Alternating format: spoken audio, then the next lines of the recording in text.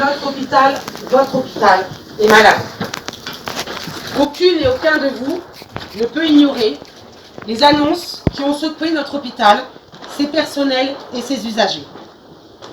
L'annonce d'un plan de redressement sur 5 ans, avec pour cette année la suppression de 30 équivalents temps plein pour les agents et 10 équivalents temps plein parmi les médecins. Contrairement à ce qui nous a été dit, il n'y a pas de gras dans les équipes. Nous sommes à l'os, mesdames et messieurs. Ce plan provoque déjà souffrance au travail, fuite des professionnels, mais également incompréhension et sentiment d'injustice et d'inéquité. Ce qui n'arrangera rien à l'attractivité déjà grandement mise à mal. Notre hôpital souffre déjà de nombreuses tensions au niveau des ressources humaines qui entraînent des fermetures de 50 lits tous les jours. Comment peut-on décider de supprimer des ETP alors qu'en plein été, des lits fermés car il manquait 26 agents de service hospitalier? Comment le directeur peut-il faire croire, en raison de la pression des représentants du personnel et de la pression médiatique, qu'il a accordé des recrutements et donc que l'offre de soins n'est pas en danger au CH de Dax? Les agents subissent une pression et voient leurs conditions de travail encore plus dégradées si cela était encore possible. La responsabilité de l'ARS et du chef d'établissement est d'avoir, par cette décision brutale, plongé un peu plus et de façon très brutale notre hôpital dans une situation particulièrement détériorée. Cette sentence, plus politique que budgétaire, nous inquiète et nous oblige à vous alerter. Beaucoup nous interrogent sur notre sentiment suite à la nomination d'une Landaise au ministère de la Santé. Malheureusement pour nous, comme pour d'autres en France, cela ne changera rien. Les annonces de la ministre de la Santé ne présagent rien de bon pour l'avenir de notre service public hospitalier.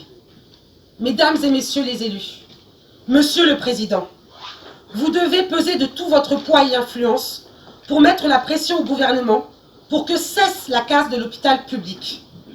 Vous avez décidé de développer des pôles de santé privés sur le Grand Axe. Ce sont des choix politiques, mais qui ne doivent en aucun cas vous détourner de l'utilité d'avoir un hôpital public fort et en bonne santé. Notre territoire, votre territoire, est atypique. Il compte plus de 13% de personnes de plus de 75 ans, alors que la moyenne en France hexagonale est d'à peine 9%. Sans oublier une population en grande précarité sur notre territoire, avec un taux de pauvreté de plus de 13%. Sans oublier encore un taux de 2% par an d'évolution démographique sur le sud des Landes. Il ne faut pas être grand clair pour comprendre que ces indicateurs vous obligent à protéger l'offre de soins publics pour le sud des Landes et donc garantir l'accès aux soins pour toutes et tous. Ne pas prendre en considération ces indicateurs par l'ARS démontre que ce sont uniquement des décisions politiques qui motivent ce plan de redressement aujourd'hui. Les hôpitaux connaissent tous des changements brutaux et des conflits similaires basés sur une gestion orientée par les chiffres. Difficulté pour les cadres à faire bien et sereinement leur travail, et pour tous les agents, perte de repères, de sens, jusqu'au mal-être ou à la souffrance au travail. Les mots ont un sens.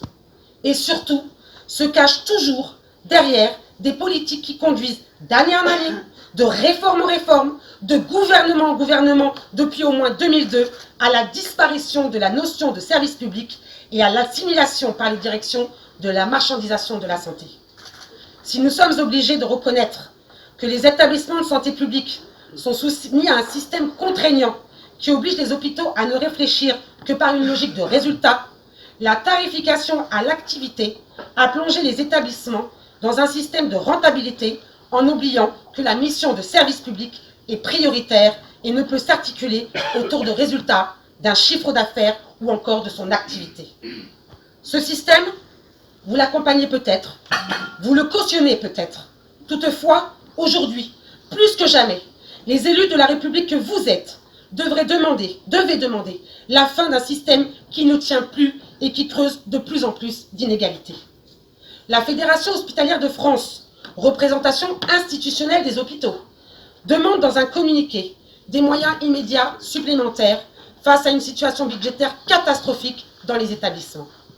En ce qui concerne les hôpitaux, il est annoncé dans leur communiqué un doublement, je dis bien un doublement, du déficit entre 2022 et 2023, avec des conséquences graves. Je cite, « Il est urgent de renforcer les moyens alloués au secteur public pour préserver un accès équitable aux soins pour tous et garantir la qualité de service. » Les personnels et leurs représentants ne supportent plus ces injonctions et décisions injustifiées et injustes.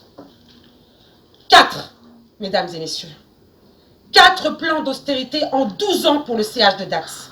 Ce 4e plan de licenciement et de départ volontaires nous inquiète. C'est quand même assez hallucinant que notre service public crée des situations dramatiques. Nous rappelons que l'hôpital public subit un sous-financement chronique depuis des années. Pour les patients, cela implique une réduction de l'accès et de la qualité des soins. Pour les professionnels, cela développe de mauvaises conditions de travail et le sentiment de qualité empêchée, c'est-à-dire la sensation d'être contraint de mal faire ce travail. Plutôt que de faire appel à des recrutements externes ou à des personnels dédiés au remplacement, solution jugée trop coûteuse, il est préféré des ajustements internes.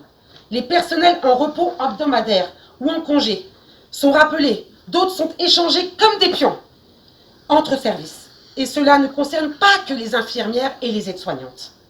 La surmobilisation des ressources internes conduit certains professionnels à être plus présents au travail quotidiennement. Dans le bilan social de 2023, il est annoncé que le taux d'absentéisme pour motif médical est de 8%, un taux relativement important par rapport à la moyenne nationale.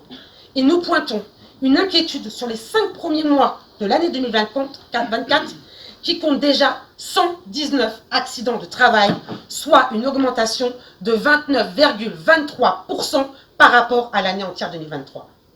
Quant au nombre de départs volontaires, il a augmenté de 35%. J'ai bientôt fini. L'intersyndicale vous alerte des conséquences de ce plan de redressement. Nous réitérons notre demande que vous adoptiez une motion de soutien tant dans vos conseils municipaux qu'aux conseils d'agglomération. Nous vous demandons d'alerter, Madame la Ministre, le directeur régional de l'ARS, pour leur demander l'annulation de ce plan et de jeter à la poubelle le projet de direction commune entre les CH de Mont-de-Marsan et de Dax, projet qui, bien qu'il est au placard en ce moment, est très loin d'être enterré.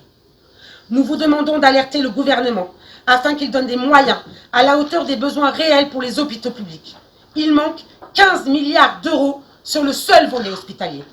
Du côté toujours de la Fédération hospitalière de France, où l'on impute le déficit des hôpitaux en grande partie à une inflation qui n'a pas été compensée par l'État, elle serait de l'ordre de 1,7 milliard d'euros pour 2023. Quant à l'ONDAM, les organisations syndicales et les différents interlocuteurs du monde de la santé demandent une augmentation pour le prochain PLFSS de 6 à 10% selon les interlocuteurs. Toutes et tous s'accordent à dire que l'augmentation de l'ONDAM ne peut pas être comme l'an dernier, en dessous de sa dynamique naturelle. Monsieur le Président, la nouvelle ministre de la Santé et de l'Accès aux soins a annoncé lors de sa passation de pouvoir qu'elle ne pourrait pas faire de miracle et qu'elle n'était pas une fée. Vous comprendrez donc notre inquiétude. L'intersyndicale CGT, CFDT, FO n'attend pas de miracle.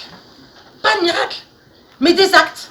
Et si pour cela il faut que Madame Darrieussecq soit une fée, alors nous vous demandons de lui remettre cette baguette magique, puisque vous avez quand même plus de chance que nous de la croiser.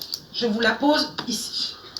Monsieur le Président, Mesdames et Messieurs les élus, les personnels et les usagers ne comprendraient pas que vous ne vous mobilisez pas pour toutes et tous ensemble pour préserver votre hôpital. Je dis bien votre hôpital.